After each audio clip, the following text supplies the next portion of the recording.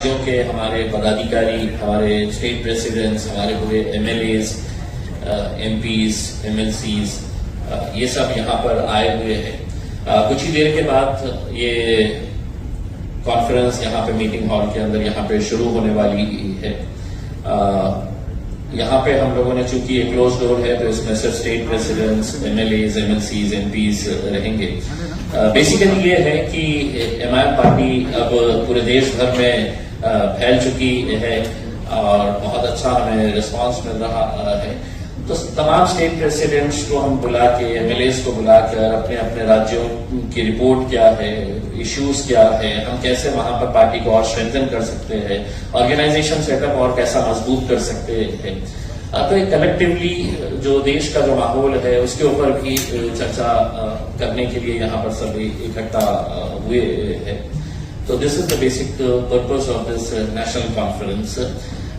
ये press conference खत्म होते ही आप लोग यहाँ से जितनी जल्द चले जाएं, क्योंकि because we already late for the meeting. और ये मीटिंग आज के दिन यहाँ पर स्टेट प्रेसिडेंट, एमएलएज, ये वो जैसा मैं बताया उनके साथ होगी। कल दूसरी मीटिंग हमारी चेंबूर में है, ओमेगा बैंक्वेट के अंदर। वहां पर तकरीबन हमारे 1000 to 1200 हमारे जितने भी ऑफिस बेयरर्स हैं पूरे देश भर के। ऑफिस बेयरर्स मतलब डिस्ट्रिक्ट प्रेसिडेंट्स है, सिटी प्रेसिडेंट्स है, यूथ विंग है, वुमेन्स विंग है, हमारे कॉर्पोरेटर्स है, जिला परिषद के सदस्य है, नगर पंचायत के सदस्य है, ये देश भर से आए हुए हैं। तो ये एंट्री भी बड़ी रिस्ट्रिक्टेड हमने किए है, because everybody wanted to come, सब जने आना चाहते थे उसमें, लेकिन हमने आई कार्ड दिया हुआ है। तो क्योंकि हम इसके ऊपर एक गंभीर चर्चा करना चाहते हैं। साइमल्टेनियसली हमारी सोशल मीडिया की टीम जो है, वो सोशल मीडिया की टीम का हमारे पास एक वर्कशॉप साइमल्टेनियसली चलेगा। इस मीटिंग के अंदर है तो हमारा ऑर्गेनाइजेशन सेटअप को कैसे मजबूत किया जा सकता है, इसके ऊपर एक वर्कशॉप रहेगा। So these are basically the issues जिसकी वजह से हम यहाँ पर इकट्ठा हुए हैं। तो थैंक यू वेरी मच। अब आप लोगों के जो भी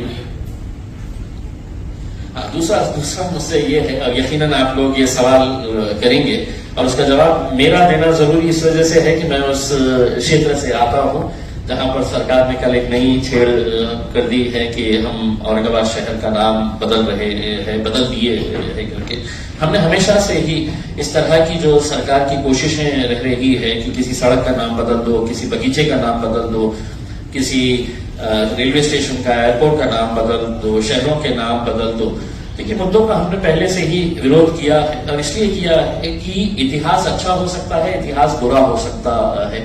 आप इतिहास के पन्नों को किताबों से फाड़ सकते हैं, आप अपने बोर्ड को वहां से हटाकर अपना बोर्ड लगा सकते हैं, लेकिन इतिहास इतिहास है। औरंगाबाद शहर एक तारीखी शहर है, एक हिस्टोरिकल वर्ल्ड ओवर एक इम्पॉर्टेंट शहर है पूरी दुनिया के अंदर। पूरे वर्ल्ड में अगर 2 वर्ल्ड हेरिटेज मॉन्यूमेंट्स कहीं पर है तो वो हमारे औरंगाबाद के अंदर है। आप कितना कन्वीनियंटली है तो शहर का नाम बदल देते हैं, उसका रिपरकशंस, उसका इम्पैक्ट क्या होने वाला है, फाइनेंशियल इम्प्लीकेशन कितना होने वाला है। जो हमारे स्टूडेंट्स हजारों की संख्या के अंदर बाहर पढ़ने के लिए गए हैं, उनको अब कितनी दिक्कतों का सामना करना पड़ेगा, सारे डॉक्यूमेंट चेंज करने पड़ते हैं। तो ये सब चीजों को देखते हुए हम इसका विरोध पहले से भी करते आए हैं। हमने तो औरंगाबाद के अंदर एक भव्य मोर्चा भी निकाला था and people from all cast, religion, सभी लोग उस मोर्चे के अंदर शामिल हुए थे, जिन्होंने ये कहा था कि नहीं, हमको औरंगाबाद शहर का नाम ही रखना है करके। आज सरकार के पास आंकड़े हैं, आज सरकार के पास नंबर्स है, हुकूमत है, तो एक तरीके से डिक्टेटरशिप हो गई है कि लोगों को कॉन्फिडेंस में लिए बिना, भाई मेरे शहर का फैसला मेरे शहर की जनता तय करेगी, ना कि मुंबई में बैठे हुए उद्धव ठाकरे साहब करेंगे, ना एकनाथ शिंदे साहब करेंगे, ना देवेंद्र फडणवीस साहब करेंगे। इसमें आप कम से कम आके हैं तो हमारी जनता से, औरंगाबाद में रहने वाले लोगों से, उनसे ये पूछिएगा। उसमें अब चूंकि नाम बदल चुके हैं आपने, तो मैं आपसे ये सवाल करना चाहूंगा कि आपने इस शहर के लिए, अब चूंकि इतनी महान शख्सियत के नाम के ऊपर आपने ये किए हैं, तो कितने हजार करोड़ रुपए का पैकेज दे रहे हैं ताकि इस शहर को हम अंतर्राष्ट्रीय दर्जे का सबसे बेहतरीन शहर बना सके। मेरा ये सवाल सरकार से ये है कि अब चूंकि नाम बदलने का आपने फैसला ले ही लिया है, तो क्या जिस शहर के अंदर 8-8 दिन के बाद आज भी पानी मिलता है, वहां पर कल से हर रोज पानी मिलने वाला है? इसका जवाब दे दे देवेंद्र फडणवीस साहब। क्या जो मेरे जिले के अंदर शेतकरी आत्महत्या कर रहे हैं अब आत्महत्या नहीं करेंगे क्योंकि शहर का नाम बदल गया है? क्या मेरे शहर के जो बेरोजगार है, जो नौकरियों की तलाश के अंदर है, क्या उन्हें अब नौकरियां मिलने वाली है? इसका जवाब एकनाथ शिंदे साहब, उद्धव साहब दे दे करके उसको। जब आपके पास दिखाने के लिए कुछ नहीं रहता है तो इन्हीं मुद्दों को आप इमोशनल इश्यू बनाकर किस तरह से लोगों का मन डाइवर्ट करना है, ये सब साजिशें रची जाती है। हमने पहले भी इसका विरोध किया था, आगे भी जो लीगल तरीके से है वो लीगल तरीके से हमारा विरोध जारी रहेगा। ऑलरेडी ये मैटर हाईकोर्ट के अंदर है। आज सरकार जो एक मैटर सब जुडिस है उसके ऊपर फैसला ले लेती है तो इसके जरिए सरकार ने एक मैसेज भी देने का काम किया है कि अब हम अदालतों को भी नहीं मानेंगे, हम अदालतों का भी नहीं सुनेंगे, हम फैसला करने वाले हैं करके। वरना ये मैटर जब तक अदालत इसके ऊपर फैसला नहीं सुनाती तो सरकार को कोई ऐसी जल्दबाजी नहीं थी कि करने के लिए, लेकिन इसके जरिए सरकार ने एक मैसेज भी देने का काम किया है कि हम सुप्रीम है, हम फैसला करेंगे, हम अदालतों को भी नहीं गिनने वाले हैं करके। तो this is very unfortunate, we condemn this. और बेसिकली देखिए ये जो मुद्दा है इसके अंदर आपसी जो लड़ाई है, पहले है तो उद्धव साहब की जब सरकार थी कांग्रेस और एनसीपी के साथ में, तब उन्होंने है तो कैबिनेट के अंदर डिसीजन ले लिया बाहर निकल कर आके, और उस कैबिनेट के अंदर जब डिसीजन लिया गया है तो इक्वली गुनहगार जो थे वो सो कॉल्ड सेक्युलर पार्टीज अपने को कहने वाले कांग्रेस और एनसीपी भी उसके अंदर शामिल थी कैबिनेट के अंदर जब ये फैसला लिया गया था। उसके बाद जब उन्होंने फैसला ले लिया कि संभाजी नगर नाम रखने का है करके, तो एकनाथ शिंदे साहब और देवेंद्र फडणवीस साहब को लगा कि साहब ये इन्होंने नाम दिए हुए हैं, मुझे इसके अंदर कुछ ना कुछ तो बदलाव करना पड़ेगा, नहीं तो है तो ये क्रेडिट लेके चले जाएंगे। तो उन्होंने उसके आगे छत्रपति लगा दिया कि अब शहर का नाम ये रहेगा करके। उसमें मेरा ये कहना है कि जितने गुनहगार शिवसेना और भारतीय जनता पार्टी है, कांग्रेस और एनसीपी के मंत्रियों ने साफ तरीके से कहा है। मैं आपको एनसीपी की शरद पवार साहब की जो मोहतरमा बेटी है, उन्होंने कुछ दिन पहले फ्लाइट में जा रहे थे तो उन्होंने है तो ट्विटर के ऊपर ये डाला था कि मैं संभाजी नगर से उड़ रही हूं करके उसमें।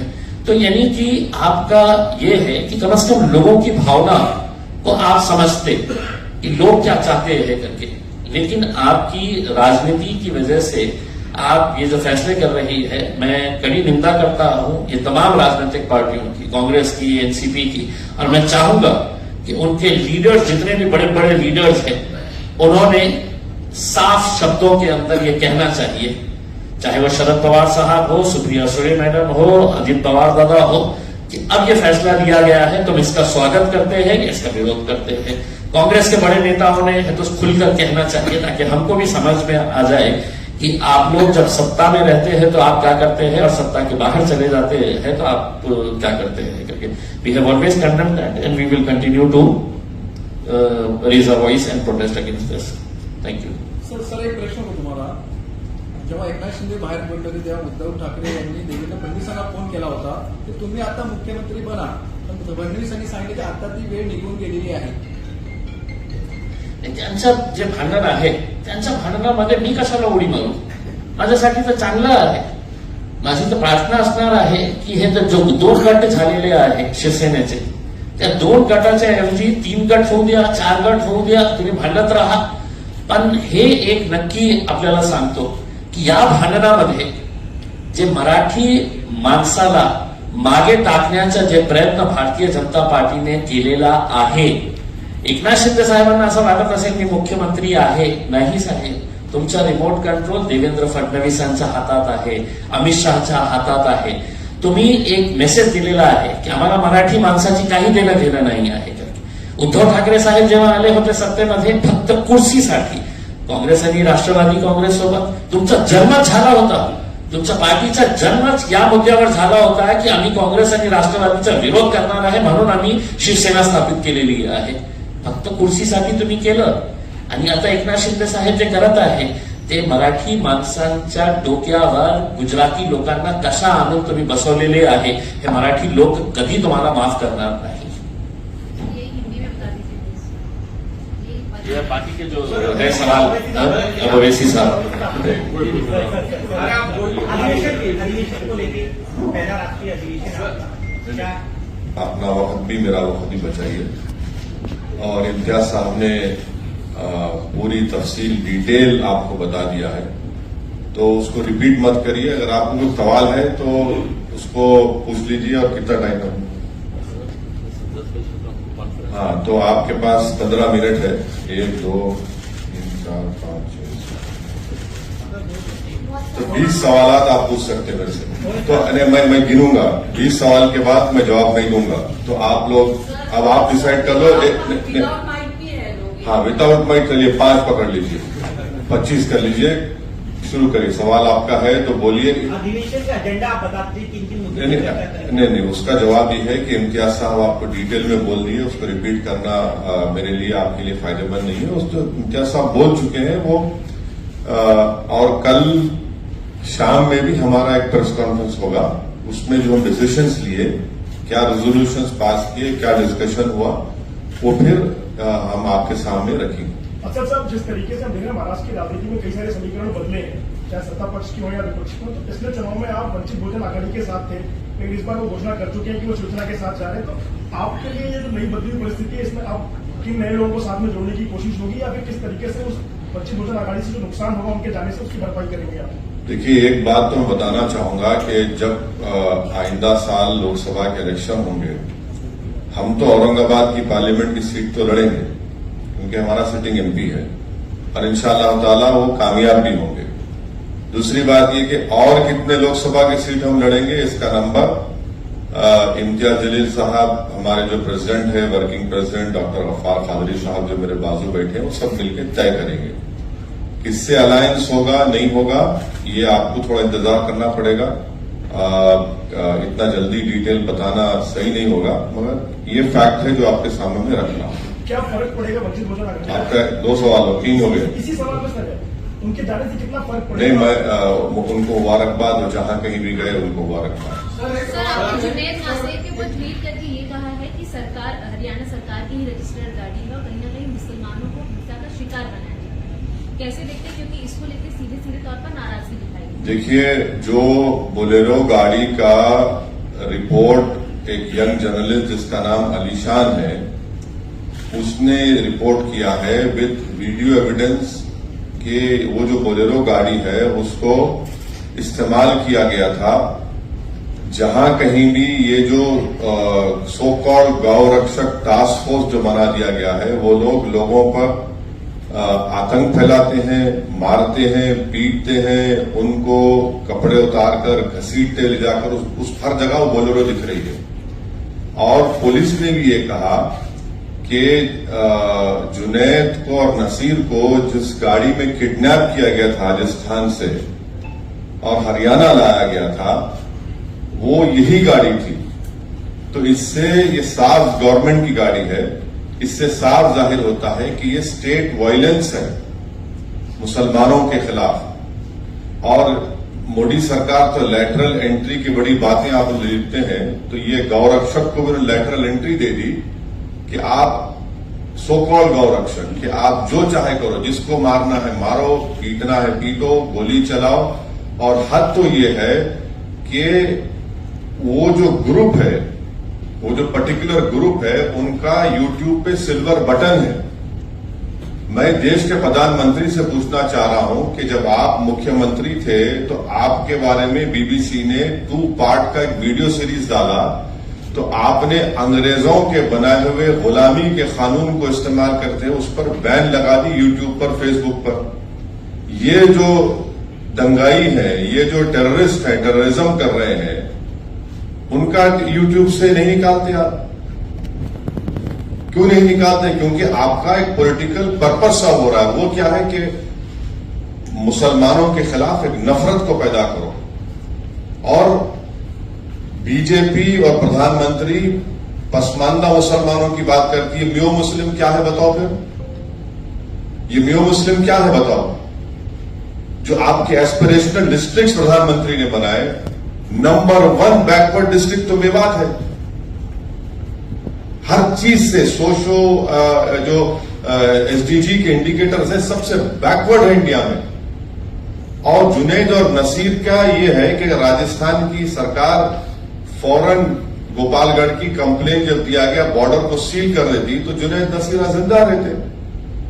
मौत हो गई मगर कोई नहीं जाते। कोई भारत जोड़ो पे पूरा भारत निकलता है और अलवर में एक रॉयल फैमिली की शादी में पूरे मौजूद, और अलवर से 1 घंटे के रास्ते पर घाटनिका है, कोई नहीं जाता वहां पर।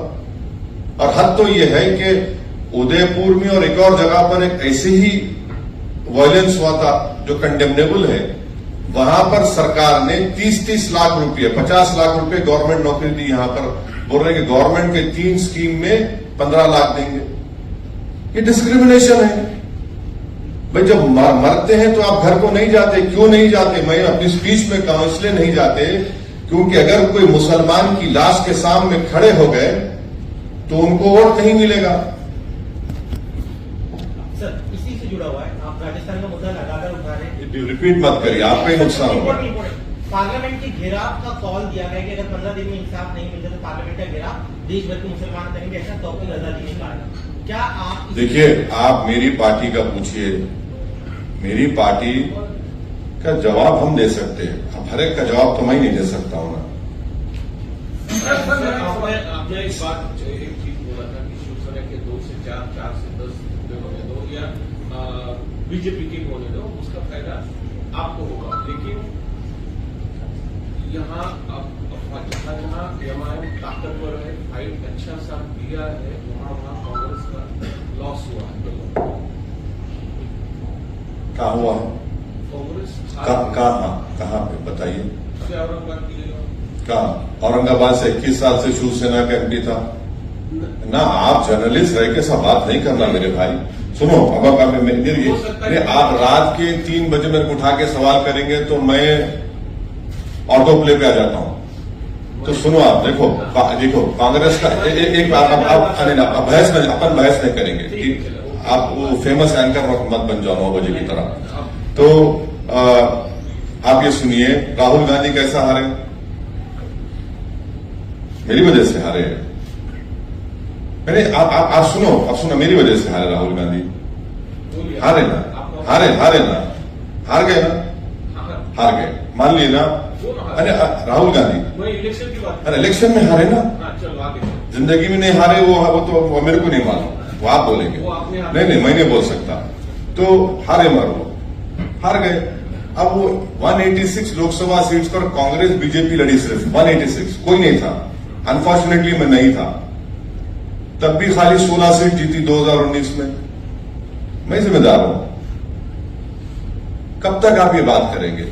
हम लड़ेंगे और जो कोई भी वंचित समाज पे जुल्म करेगा लड़ेंगे, जीतेंगे, हराएंगे भी उनको। ये अब सुन लीजिए, ये डेमोक्रेसी है, कोई तानाशाही नहीं है।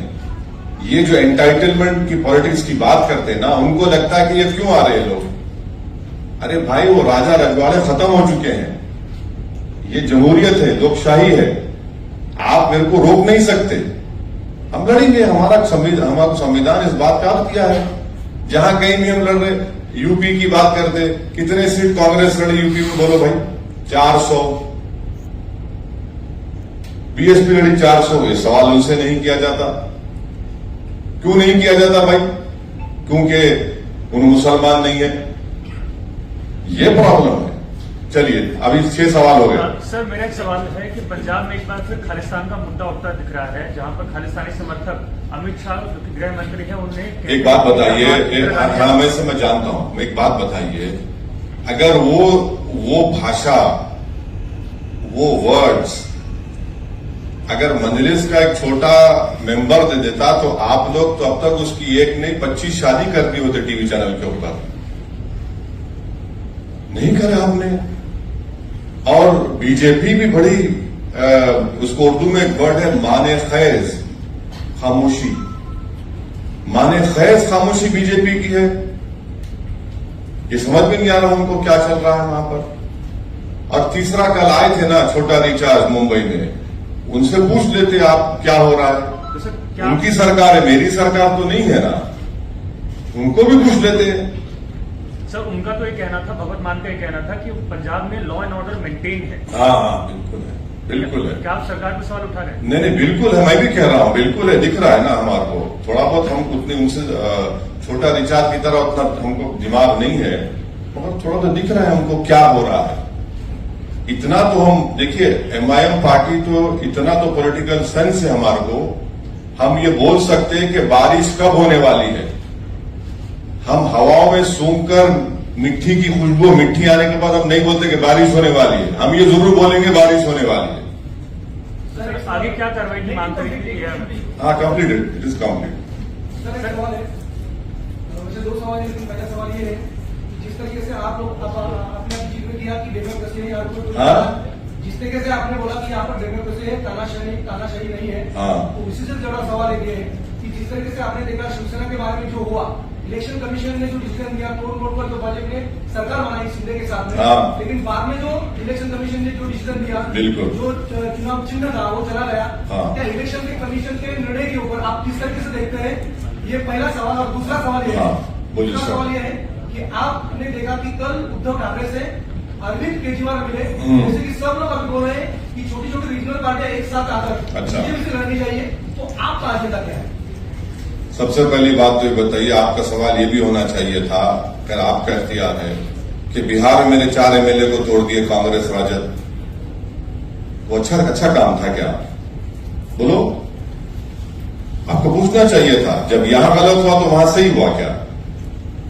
क्योंकि ये सेकुलरिज्म के ठेकेदार हैं, ये चंगेज खान की तरह काम करेंगे तो नहीं, वो उनको चंगेज मत बोलो। यहां पर होगा महाराष्ट्र में तो चंगेज है जो भी कर रहे हैं। अरे भाई, चंगेज दोनों जगह पे होता है ना, एक जगह क्या होता है, दोनों जगह होता है। सर डॉक्टर उदित राज जी का कहना है कि अगर मोदी जी आपकी राजनीतिक कब्र न खुदी तो देश की खुद जाएगी। कौन बोले हैं? डॉक्टर उदित राज है, आईएमसी से है, कांग्रेस पार्टी। क्या बोला उन्होंने? उन्होंने कहा कि अगर मोदी जी आपकी राजनीतिक कब्र न खुदी तो देश की खुद जाएगी, दोनों में से कुछ एक जरूर है। नहीं, मैं तो इस पे नहीं बोल सकता मैडम, मैं खबर बनाने का एक्सपर्ट नहीं हूं, मैं जिंदा रखने वालों में का एक्सपर्ट हूं। अब जिसकी खबर बनेगी उन्हें फूल चढ़ाएंगे, मैं नहीं बोल सकता इस बारे में। बात हो रही है, नहीं, दोनों दिया मैं, एक सवाल का जवाब इलेक्शन कमीशन के डिसीजन के ऊपर मैं दोनों दिया हूं ना, मैं दोनों दिया हूं, आपको पसंद नहीं आया तो कबूल कर लो आप। मैं आपकी जरूरी नहीं है कि आपको मुतमईन करके जाओ। हाँ ठीक है, जब चुना, हम पहले ही इंट्रोडक्शन में आपने सवाल किया था, उसका जवाब दिया हूं, आप अटेंशन नहीं है, बोलिए। मेरा सवाल ये है कि लास्ट महीने भी और इस महीने भी वाशी में, जहां नवी मुंबई में सकल हिंदू समाज की एक मोर्चा होने वाली, लव जिहाद और गौ स्लॉटर को लेकर, सर इसके बारे में आपका क्या? ये उनको चाहते हैं लॉ। हाँ नहीं, ये तो है ना। इम्तियाज साहब ने बोला कि शेतकारी संगठन के लोग वो जो किसान खुदकुशी कर रहे, उस पर कोई धरना प्रदर्शन नहीं होगा। नौजवानों का बेरोजगारी उनका मुकद्दर बन चुका, उस पर कोई बात नहीं करेंगे। पर किस पे बात करेंगे? इन मुद्दों पर, ताकि पूरे माहौल को गर्मा के रखे, एक पोलराइजेशन होता रहे, गंदगी फैलती रहे, और पूरा बीजेपी और आरएसएस, यहां की सरकार उसके पीछे है। इसीलिए उसमें इस तरह के स्पीचेस किए जाते हैं, और सुप्रीम कोर्ट ने भी उसका नोटिस लिया है। सुप्रीम कोर्ट ने कह दिया कि सो मोटो एक्शन, तो देखते हैं सो मोटो एक्शन लेंगे नहीं लेंगे। तो बिल्कुल इनका एजेंडा है, यही तो एजेंडा है उनका। सर मेरी तरफ से एक आखिरी सवाल, मध्य प्रदेश में ये कहा जा रहा है कि मदरसों के अंदर योग होना चाहिए, जैसे किसी भी शैक्षणिक संस्था के अंदर योग होता है, वैसे मदरसों के अंदर भी होना चाहिए, जबकि मध्य प्रदेश के कई मदरसों के बच्चों ने इसको अपोज किया है कि हमारे इस्लाम में योग की कोई प्रथा नहीं है, और न कि ये किसी शैक्षणिक संस्था के अंदर कंपल्शन होना चाहिए। देखिए, जो मदरसा खोलते हैं ना, वो आर्टिकल 30 के तहत, फंडामेंटल राइट के तहत खोला जाता है। अब उसमें आप मेरा फंडामेंटल राइट मुझसे नहीं छीन सकते आप, वो मेरा फंडामेंटल राइट है, वो सरकार को समझने की जरूरत है। जब मैं इसको आर्टिकल 30 के तहत खोलता हूं तो आप कैसा किसी को फोर्स करेंगे? सर मेरा एक सवाल है कि मुंद्राम में जो है आपने कहा कि हर जगह हम लोग ताकत से लड़ने की कोशिश करते हैं, हम लोग वहां पर लड़वा लें। आपके 2 बार एमएलए वहां पर लड़ने की कोशिश की दिया, एक एमएलए तो आपका जो है वो छोड़कर पार्टी चला गया। तो आगे जैसे आपने 2 बार देखा कि ऐसा हुआ है, तो थर्ड टाइम आप कैंडिडेट चुनेंगे, तो आपने क्या उसके लिए एजेंडा तैयार किया गया है? तो वो जो कहावत है ना, दूध के जले छाछ को भी फूक फूक कर पीते हैं, तो हम दूध के जले हुए हैं। इंशाल्लाह पूरी कोशिश करेंगे कि जमीर फरोश, कफन चोर, बेईमानों को टिकट नहीं देंगे। सर एक सवाल और है कि 2014 में जो है पुलिस कभी भी आपको कहीं भी परमिशन देना नहीं चाहती, हमेशा रोका जाता है। पर 2014 में आपको जिस तरह आप हैदराबाद में घर घर जाकर जैसा आप ट्रेन चलते हैं, उसी तरह आपने मुमरा में भी कोशिश की थी। नहीं, मुमरा में नहीं हुआ। सर आपको परमिशन भी मिली थी 2014 में, मगर आप होटल में रुके रहे, मगर आप नहीं, गलत बात क्या है। वजह? नहीं, गलत बात है। 2014 मुमरा में मेरे को परमिशन नहीं मिली। अगर मिलती तो मैं बराबर आता। मैं तो कहता हूं कि अल्लाह ने मुझे पैरों में मेरे पहिए भी पैदा किए हैं, तो चलने का मेरे को बहुत शौक है, मगर परमिशन नहीं मिली। और जब मिलेंगी इंशाल्लाह मिलेंगी, मैं जाऊंगा ना। अभी तो हम इसीलिए मुमरा में ही करे हैं सब चीजें, क्योंकि एक महाशय हैं, उनको बहुत आसमान पे उड़ते रहते हैं, वो समझते हैं कि कुछ भी कर लेंगे, ये हम करेंगे। सर जी, संयुक्त विपक्ष की बात होगी, जो नहीं की बात पे क्या कहना आपको? संभव क्या है, हिंदू परिषद और बजरंग दल बैन होना चाहिए। कौन? आईएमसी। हाँ, आईएमसी क्या आईएमसी क्या है? इतिहाद मिलत कौंसिल। मैं नहीं जानता कौन सा ऑर्गेनाइजेशन है।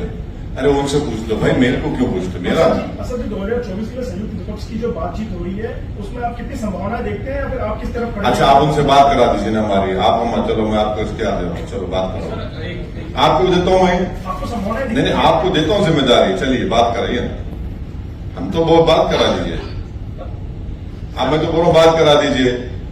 अब वो बात नहीं करके आप लोग चलाते, वो टीम, फुला टीम, ऐसा टीम। अरे वो बात करा दो ना।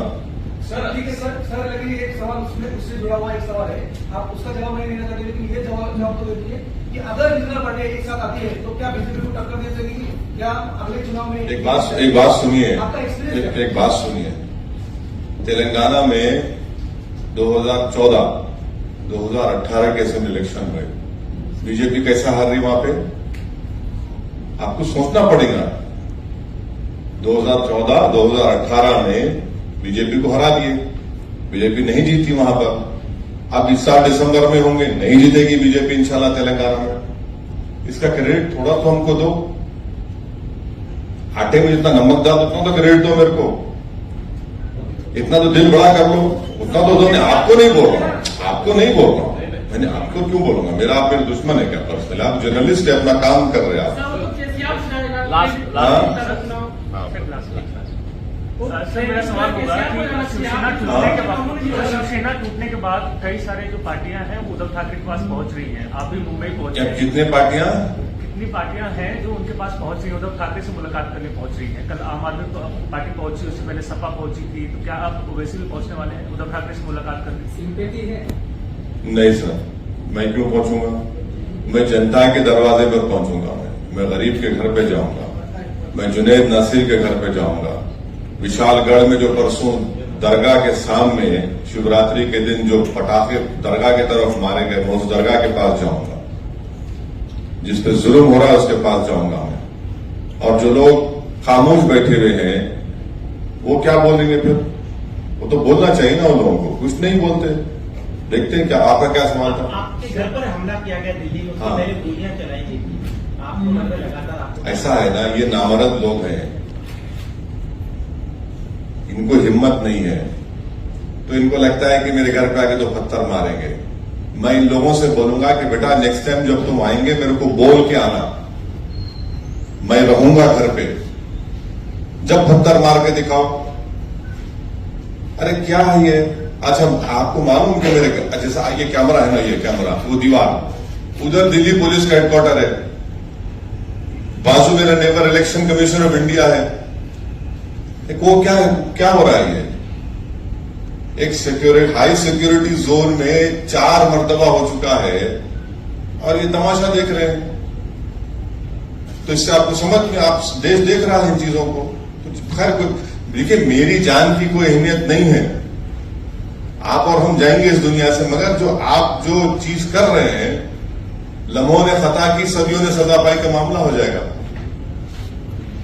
हो गया ना? सर एक ही है नहीं बाबा, नहीं सर लास्ट प्लीज अधिवेशन के बारे में आपके हो गया अधिवेशन का बोल, आपको बोल दिया ना, शुरू में बोल दे अधिवेशन। नहीं सर वो आप सुन लो, चाहे तो जवाब दे दो, नहीं कर देंगे।